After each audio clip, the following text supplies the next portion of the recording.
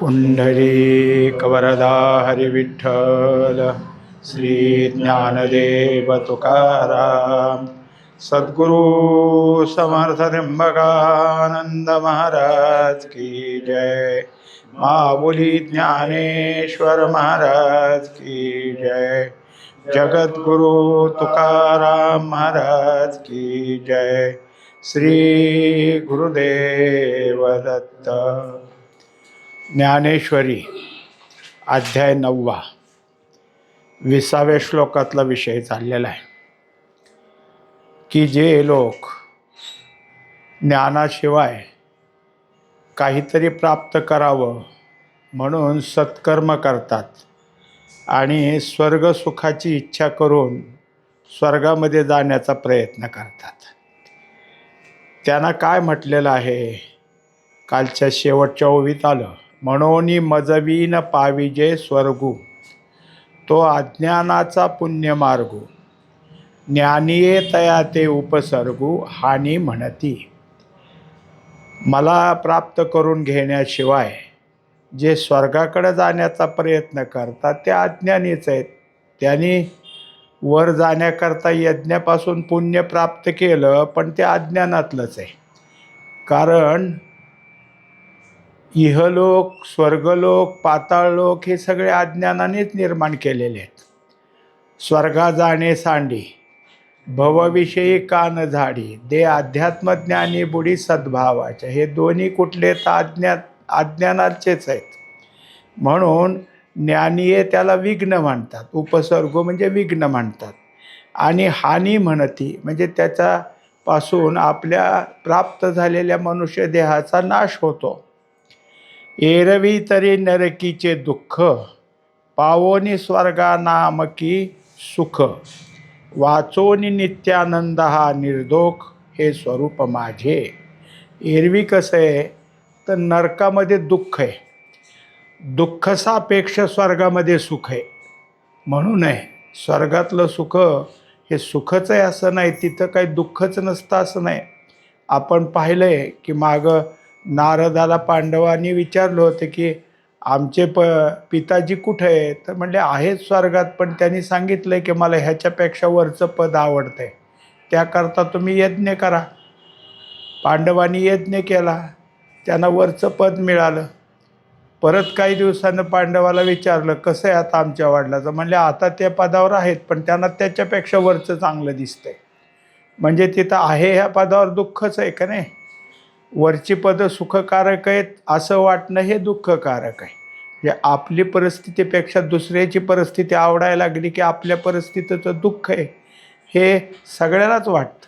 म्हणून तर तुकोबाराय सांगतात की आहे या परिस्थितीत सुखच आहे, ठेविले अनंते तैसेची राहावे.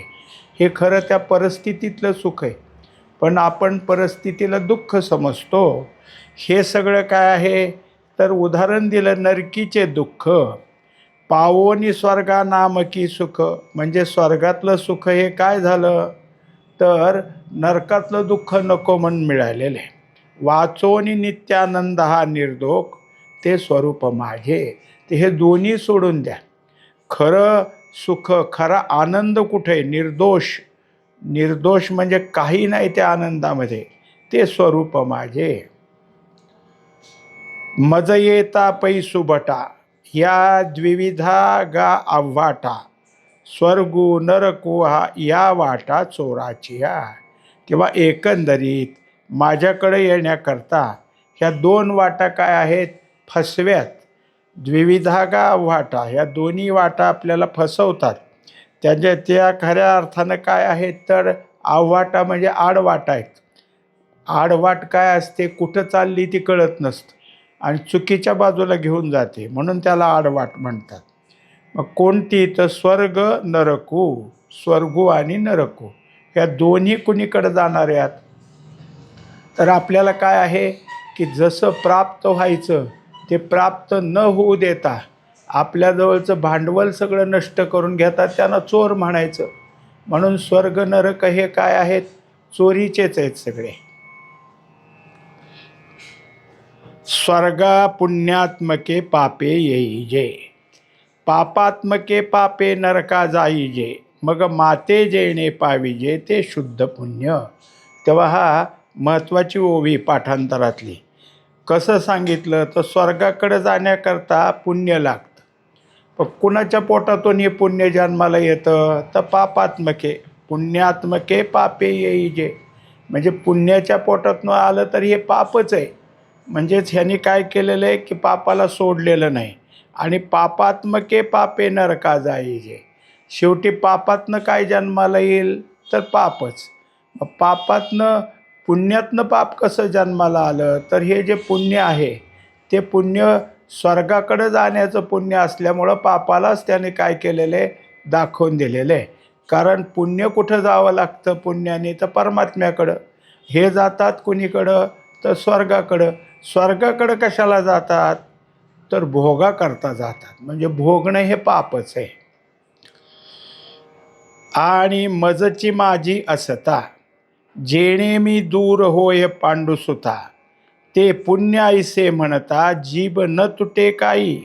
आता ज्यांच्या ठिकाणी मी प्रत्येक भूतमात्राच्या ठिकाणी मी आणि असं असून सुद्धा मला दूर ढकलतात, मला दूर आहे असं समजतात, असं जे काही आहेत त्यांनी किती जरी पुण्य केलं तर त्याला पुण्य तरी कसं म्हणावं. असं जर म्हणायला गेलं तर मग त्या जिभेला काही आहे की नाही. कारण ते नको त्याला दुसरं नाव देते म्हणजे काय आहे. जीभ न तुटे काही. काही बोलायला गेलं तर ती जीभ नाही का तुटणार. परी हे असो आता प्रस्तुत ऐके या परी ते दीक्षित यजुनी माते याचित स्वर्ग भोगू.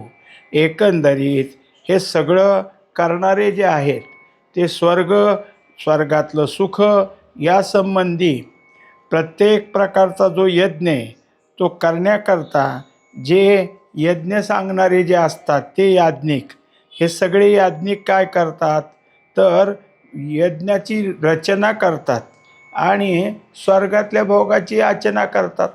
कारण कोणत्यासाठी यज्ञ केला आहे ही इच्छा प्रदर्शित करावी लागते, तो संकल्प असतो आणि मग स्वर्गभोगाची इच्छा करून हे यज्ञ करत असतात. मग मी न पाविजे ऐसे जे पापरूप पुण्य असे तेने लाधलेनी सौरसे स्वर्गा येती. एकंदरीत मला तर प्राप्त करून घ्यायचं नाहीच, त्यांच्या मनात हेतूच नाही तो. पण जे काही ते पुण्य करायला लागलेत यज्ञातून ते वास्तविक कसं आहे तर पापरूप पुण्य आहे. म्हणजे पुण्य आहे खरं पण ते पापाच्याच अंगातलं आहे.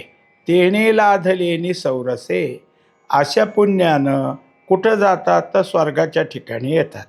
आता ह्या स्वर्गातलं जे प्राप्ती आहे ती कशी आहे तर सौरसे म्हणजे हौसेने अत्यंत आनंदाने स्वर्गाचा भोग घ्यायला तिथं येतात. मग मी न पाविजे ऐसे पापरूप पुण्य असे तेने लाधलेनी सौरसे स्वर्गा येती. आता त्यानंतर जो स्वर्ग आहे त्या स्वर्गाचं स्वरूप काय आहे वास्तविक काय आहे. अध्यात्मज्ञानात स्वर्ग नरक हे कल्पनाच आहेत. तसंच आहे. मग कल्पनारूप स्वर्ग तरी कसा आहे माऊलीने ते आता मांडणी केली. जेथ अमरत्व हे सिंहासन ऐरावता सारिके वाहन राजधानी भुवन अमरावती. आता हे कसं आहे तर याच्या ठिकाणी काय आहे अमरत्व हे सिंहासन आहे. म्हणजे अमरत्वाच्या ठिकाणी तिथं जे राहणारे सगळे अमर आहेत त्यांना कोणतं स्थान आहे तर हा जो इंद्र राजा जिथं थांबतो ते. आता त्याला काय आहे अमरावतीच असं नाव आहे म्हणून अमरावतीच्या ठिकाणी हे सिंहासन आहे.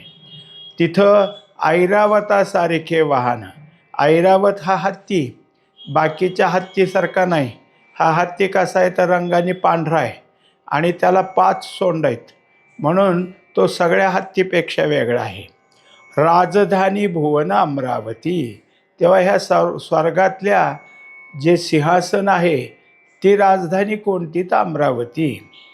जेत महासिद्धीची भांडारे अमृताची कोठारे जिये गावी खिल्लारे कामधेनूंची.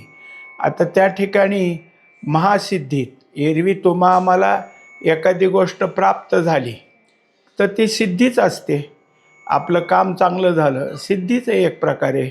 झालं आपल्याला काय आहे प्राप्त झालं, काही धन दौलत, कपडा लत्ता किंवा मित्रमय, ही एक सिद्धीच आहे. किंवा परमार्थीय ग्रंथ प्राप्त झाले, संत प्राप्त झाले, ही सुद्धा सिद्धीच आहे. पण ह्याच्यापेक्षा असतात त्याला म्हणायचं महासिद्धी. म्हणजे अनेक सिद्धीपैकी महासिद्धी ह्या ज्या आहेत ते 8 आहेत, ते जास्त महत्त्वाचे आहेत. असं तिथं तर भांडार आहेत, इथं क्वचित एखादी दिसल, पण तिथं काय आहे भरगच्च सगळीकडं दिसल. कारण सगळ्याला ती सिद्धी सहज प्राप्त आहे. सहज प्राप्त होण्या इतकं पुण्य त्यांच्याजवळ आहे. अमृताची कोठारे, आता तेवढंही आहे. काही देवदेवतांना अमृत प्यायला स्वच्छंद आहे, घ्या प्या. काहीला काय आहे थोडंच असतं त्यांचं जेवढं पुण्याच्या मानाने, आणि काहीला फक्त अमृताच्या कोठाराकडं पाहायचं तरी त्यांचं पोट भरल. म्हणजे अशा तऱ्हेनं तिथंसुद्धा वर्गवारी, उच्च वर्ग आहे, मध्यम वर्ग आहे, कनिष्ठ वर्ग आहे, तिथंही ते आहेच. जे गावी खिल्लारे कामधेनूची. आता दुसरी गोष्ट अशी की तिथंसुद्धा गायींचे कळप आहेत. कोणती गाय आहे तर कामधेनू. कामधेनू गायीचे कळप समुदाय असे आहेत. आपल्याला कसं वाटतं की कामधेनू ही गाय आहे आणि तिला जे काही मागल ते मिळतं. मग गाय म्हणल्यानंतर आपल्या दृष्टीने एकच वाटतं, गाय म्हणलं की एक. अशा गायी म्हटलं म्हणजे अनेक झालं. पण तिथं गायी कोणत्या तर कामधेनूच्या, एक गाय नाही तर अशा कितीतरी गायी आहेत. म्हणजे खिल्लारे, कितीतरी गायीचा कळप आहे. आणि त्या सगळ्या गायी कशा आहेत तर कामधेनू आहेत. जेथ ओळगे देव पायिका, सैंग चिंतामणीची या भूमिका, विनोद वन वाटिका सुरतरूंच्या. आता यात ही ओवी पाहण्या अगोदर आपणही असं पाहू की आपल्या दारात असलेली गाय, की जी कोणत्या प्रकारची, ज्याला खिलार म्हणतात, गावरान म्हणतात, गीर म्हणतात, ह्या सगळ्या गायी ह्यासुद्धा कामधेनूच आहेत. कारण त्यांचं गोमूत्र पवित्रच असतं, त्यांचं शेण पवित्र असतं, त्यांचं दूध पवित्र असतं. दुधापासून निघालेलं दही हे सुद्धा औषधी, तूप हे सुद्धा औषधी.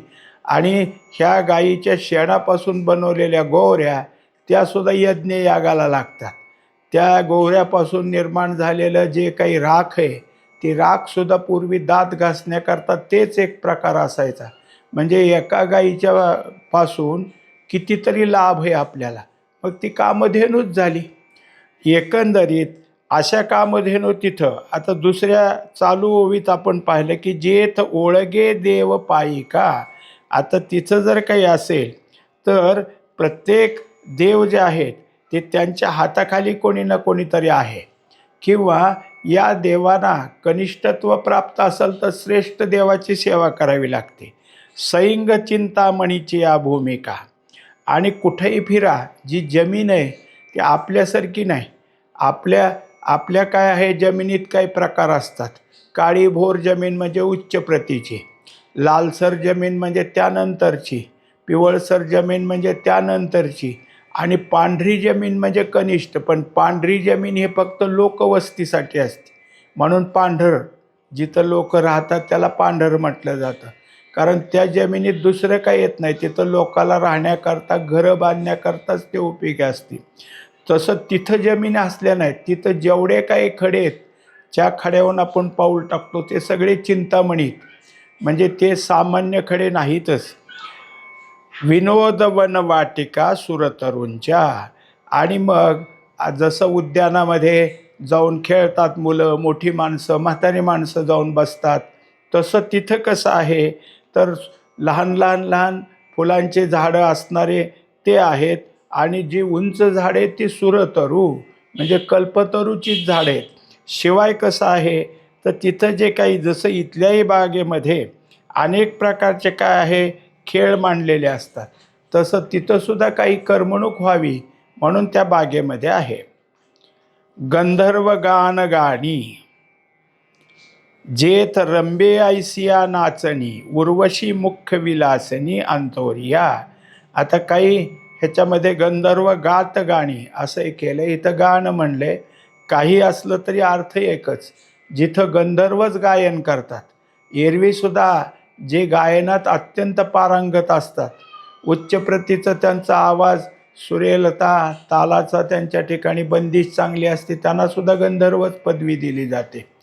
तिथं तर प्रत्यक्ष गंधर्व गायन करत असतात आणि त्यांच्या गायनाबरोबर जे वादक असतात ते वादक वाजत असताना रंभा ही काय तिथली मुख्य अप्सरा आहे पूर्वीची, त्या रंभेर ती त्या ठिकाणी काय आहे की ती नाचण्यासाठी म्हणजे सगळ्या देवांची करमणूक ह्या गाण्यानं ह्यांच्या वाजवण्यानं आणि ह्याच्या नाचण्यानं होत असते. उर्वशी मुख्य विलासिनी. आता त्यानंतर उरूपासून निर्माण झाली म्हणून उर्वशी. त्या रंभेनंतर हिची परत आली म्हणून हिला काय आहे आद्यपद दिलं.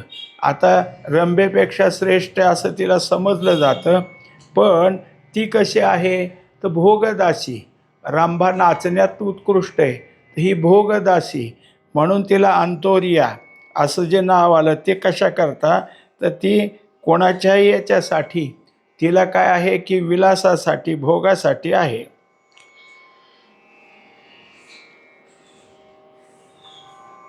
मदन ओळगे शेजारे जेत चंद्रशिंपे सांबरे पवनायसे म्हणियारे धावणे जेथे. आता दुसरं अगोदर जसं आपण पाहिलं की उर्वशी आहे आणि त्यांच्यासारख्या अनेक बाकीच्याही अप्सरा आहेत. यात पुन्हा सगळ्यात महत्त्वाची गोष्ट की मदन हा कोण आहे तर कामदेव आहे. तो त्या ठिकाणी काय सतत असतो. त्यामुळे प्रत्येक देव ज्ञानी जरी असले तरी त्यांच्या ठिकाणी इंद्रिय त्यांच्या ताब्यात राहत नाहीत. कारण का तर मदन आहे तिथं. चंद्रशिंपे सांबरे, शिवाय चंद्रही त्या ठिकाणी आहे आणि तो काय करतो तर शीतलतेचंच सडासंमार्जन करतो. म्हणजे काय झालं सगळीकडं थंड. आपल्याला जसं उष्णता वाढली म्हणजे त्या खोलीमध्ये AC लावला की सगळी खोली थंड होते, तसं चंद्र संपूर्ण स्वर्गामध्ये AC सारखं काम करून देतो. आणि पवना ऐसे म्हणी अरे धावणे तेथे, त्यामुळं तिथं सुटत असलेला वारा हा थंड स्वरूपाचा असतो. पै बृहस्पती आपण ऐसे स्वस्तिश्रियेचे ब्राह्मण ताटियेचे सुरगण विकार जेथ. आता त्याच्यानंतर काय आहे की बृहस्पतीसारखे अत्यंत काय आहे की श्रेष्ठ ज्ञानी असणारे तिथले मुख्य आहेत. ते काय करतात तर स्तुतिपाठ करून किंवा आशीर्वादपर मंत्र म्हणून सगळ्या देवलोकाला नोकराला त्यांच्याकडून काय मिळतं आशीर्वाद मिळतो. लोकपाळ रांगेचे राऊत जिये पदीचे उच्चैश्रवा खाचे खोलणिये. आता जे जे काही तिथं आहेत ते बाकीचे कसे आहेत तर देवामध्ये सुद्धा काही बदल आहे. त्यातले काही लोकपाल आहेत. ते लोकपाल काय करतात तर घोडेस्वारी करतात आणि तिथले घोडे कोणचे तर उच्चैश्रवा. म्हणजे जसा आपण हत्ती पाहिला तसा हा उच्चैश्रवा घोडा आहे. तोही सर्व घोड्यापेक्षा वेगळाच असल्यामुळं त्या ठिकाणी तो सगळ्या स्वर्गामध्ये श्रेष्ठ असा ठरला जातो. हे बहु असो जे ऐसे भोग इंद्र सुखा सारिखे ते भोगी जती जव असे पुण्यलेशू. एकंदरीत इंद्राला जसं सुख मिळतं तसं इतर देवांनाही मिळतं ज्यांच्या त्यांच्या पुण्याप्रमाणे. पण हे सगळे भोग भोगणारे किती दिवस भोग भोगतील जोपर्यंत त्यांचं पुण्यसाठा आहे. जेव्हा त्यांचा पुण्यसाठा संपतो तेव्हा त्यांना स्वर्गातून खाली मृत्यूलोकाकडे पाठवलं जातं. ते तं भुक्त्वा स्वर्गलोकं विशालं क्षीणे पुण्ये मर्त्यलोकं विशन्ति एवं त्रयी धर्ममनुप्रपन्ना गतागतं काम कामा लभन्ते. आता 21व्या श्लोकात सांगतात की हे यज्ञ करून गेलेले जे काही आहेत याज्ञिक ते स्वर्गलोकात गेले आणि तिथे गेल्यावर त्यांचं पुण्य आहे तेवढंपर्यंत त्यांनी भोग घ्यायला मिळाला. एकदा का पुण्य क्षीण झालं की मग त्यांना मृत्यूलोकात यावं लागतं. आणि मग इथं आल्यानंतर हे जसं 3 वेदामध्ये मागच्या श्लोकात आपण पाहिलं की जे जे काही सांगितलेले ते ते कर्म पुन्हा करून, तसे यज्ञ याग करून, परत भोगाची इच्छा करून परत जातात स्वर्गाला. म्हणजे सारखं जाये जाये यांनी केलेलं आहे. मग इथं तिथलं पुण्य संपलं की माघारी यायचं, परत या ठिकाणी काय असेल ते यज्ञ करायचे, परत स्वर्गलोकाला जायचं, संपलं की परत यायचं. मग तया पुण्याची पाऊटी सरे, सवेची इंद्रपणाची उटी उतरे, आणि येऊ लागती माघारे मृत्यूलोका. आता हे जे काही गेले होते अनेक प्रकारचा पुण्य करून करून त्यांच्याजवळ जेवढं काही होतं ते सगळं पुण्य संपलं. म्हणजे पुण्याचं जेवढं काही त्यांनी गाठोडं नेलं होतं, जे भांडवल होतं त्यांच्याजवळचं, ते एकदा संपलं की सवेची इंद्रपणाची उटी उतरे. आता तिथं काय आहे की जे त्या लोकात जाऊन राहतात ते इंद्रासारखेच असतात म्हणून इंद्रपण म्हणले. कारण जसा तिथला भोग आहे तसा ह्यांना मिळतो, आणि ते जे काही मिळायचं होतं ते संपलं. कारण पुण्यच संपलं की मग ह्यांचा जो काही तिथं असलेला मोठेपणा तो संपून जातो, आणि येऊ लागती माघारे मृत्यूलोका.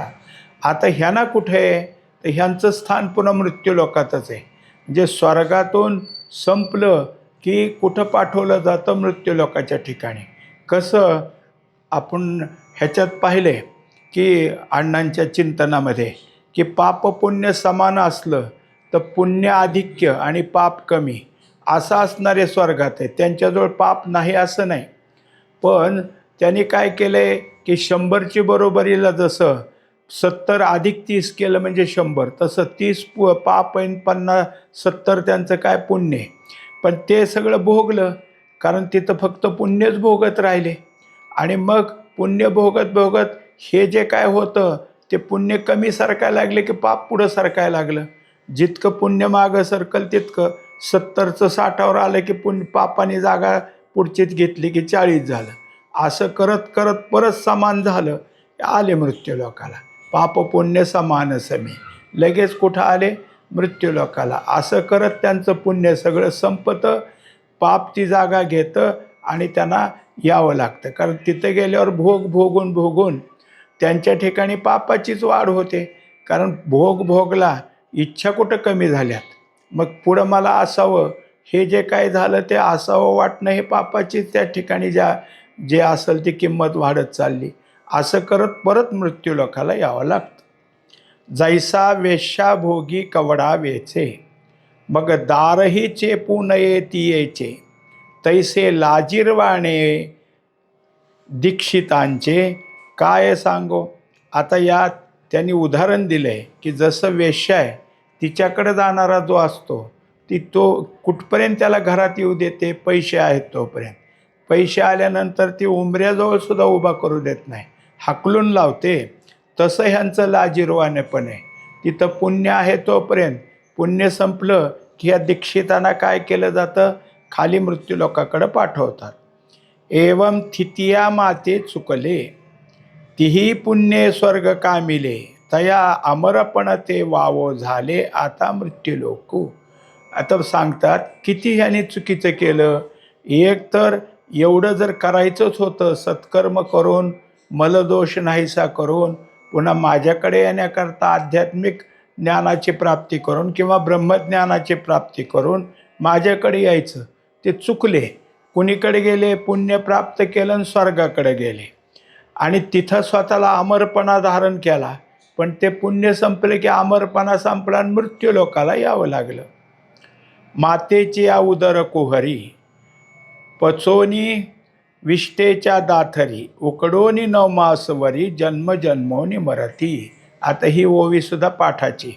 मग कसं उदाहरण आलं, मृत्यूलोकात काय असतं आपल्या, तर आईच्या उदरातून आपला जन्म होतो.